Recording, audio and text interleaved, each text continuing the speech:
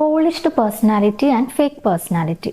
പലപ്പോഴും നമ്മൾ polished പേഴ്സണാലിറ്റിനെ fake personality ആയിട്ട് തെറ്റിദ്ധരിക്കാറുണ്ട്.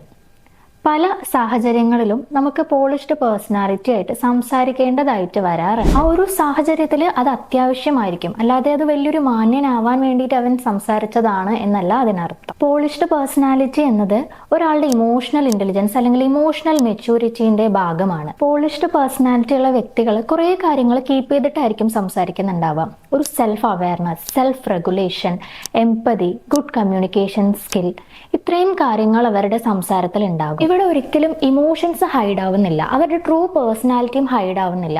അവരെന്താണോ അത് നല്ല രീതിയിൽ അവരുടെ ഒപ്പീനിയൻസ് മറ്റൊരാളിലേക്ക് എത്തിക്കാൻ വേണ്ടിയിട്ട് അവർ ട്രൈ ചെയ്യാൻ വേണ്ടി ശ്രമിക്കും.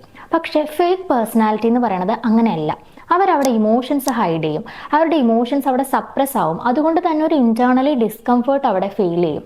ഇവിടെ എന്ന് പറയുന്നത് ഒരു ഡിഫൻസ് മെക്കാനിസമാണ് ഫേക്ക് പേഴ്സണാലിറ്റിയിൽ എടുക്കുക. അവരുടെ ഒരു സെൽഫ് ഗെയിനിന് വേണ്ടിയിട്ട് നല്ല രീതിയിൽ സംസാരിക്കുകയാണ് ഫേക്ക് പേഴ്സണാലിറ്റിയിൽ ഉണ്ടാകുന്നത്.